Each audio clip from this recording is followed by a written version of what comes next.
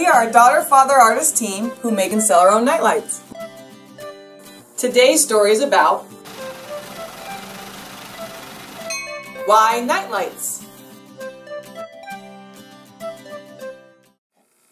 When we are out and about, if the subject ever comes up and we're asked what we do for a living, we get strange looks and questions when we say that we make and sell our own nightlights.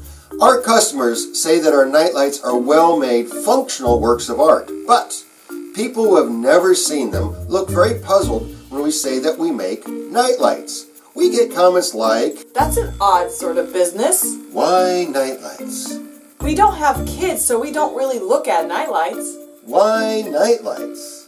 Is that really a business?" So really, why nightlights? And how did you get into that? Well, that is a bit of a long and convoluted story. It all started when we had a wood shop that sold wholesale to galleries nationwide.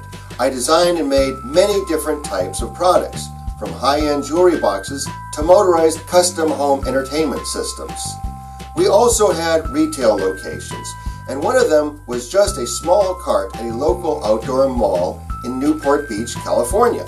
It was the 1990s, and the Mission Arts and Crafts Craftsman style was popular. Our cart was in front of one of the chain stores that specialized in products of that style, and they asked us if we could make Craftsman style products for them. We said yes. I started carefully studying and learning about that style and fell in love with its look and history.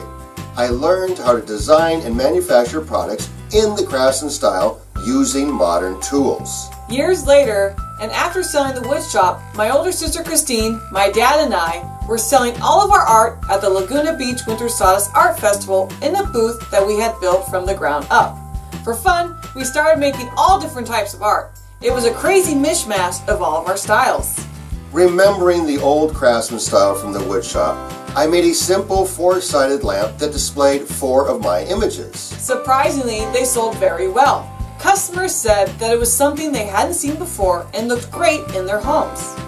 After that show, Gwen and I started working on much more elaborate Craftsman style lamp designs. Normally, desk lamps are very useful, but we wanted to make a higher end lamp that also was functional art. We sketched some basic ideas, and then I made computer mock-ups of those designs. We wanted the final design to be functional, look like it was from the Craftsman era, and could be manufactured with the tools that we had in our garage. We made a prototype of our chosen design and liked it. Next, we need to figure out the artwork. We didn't want to have the same image on all 4 sides of the lamp. So we decided to tell a story by sequentially using the 4 sides of the lamp. By turning the lamp to the next panel, you could see the next part of the story. We started creating artwork that would show the passage of time. For example, the 4 seasons, the setting sun, and a picture that zoomed into an African Bengal cub. Next, we wanted to give a 3D look to our artwork in the lamp. Dad told me about an old 3D technique. In high school, I designed and made a 3D TV system and was asked to set it up and demonstrate it for a CBS educational TV show shot in their Los Angeles studios. After recording the episode, someone from the show told me about an old technique for creating 3D images by painting on many layers of glass. We wanted to incorporate this technique in our Craftsman lamps by stacking the panes of glass. We made test fixtures that allowed us to try different spacings of the glass to see the effect. We used photographic film, and I painted on the film and the glass to achieve the effect we were after. It was a lot of trial and error, and each set of lamp pictures could take us over a month to perfect. We were finally ready to start mass producing the finished Craftsman lamps. Our version of mass production was making 8 lamps at a time. It was very time consuming. There was a bit of a learning curve, and we had to overcome many problems. We had a lot of other things going on at this time, so the lamp's production schedule kept sliding back. We were so busy that when it came to the setup of the Winter Sawdust booth, we did the final assembly and booth painting at midnight during a rainstorm. Fortunately, everything worked out. The booth dried, and the first batches of lamps were finished. We were very happy with the customers' responses, and the lamps started selling. With each lamp sale, we would have a mixture of emotions. Happy because we could see the joy that the lamps brought to the customers, and dread because we knew that we would need to make more lamps. We sold each lamp for about $500, but the production process was so labor-intensive and grueling that we thought there had to be a simpler way. People would say that they really liked the artwork and asked if we had it in a less expensive form, like in a nightlight. Nightlights?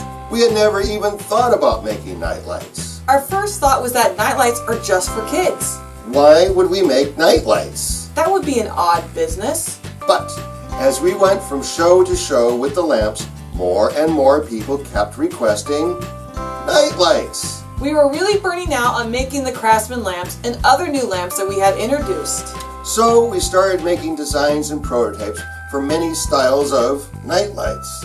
Our customers were used to an innovative design and a very high quality level in our Craftsman lamps.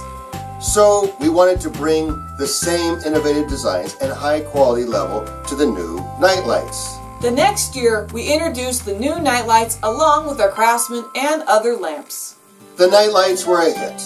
Customers loved how they looked like miniature framed artworks and served a purpose. They are now the main focus of our business. In our next episode, we will talk about why our nightlights are different.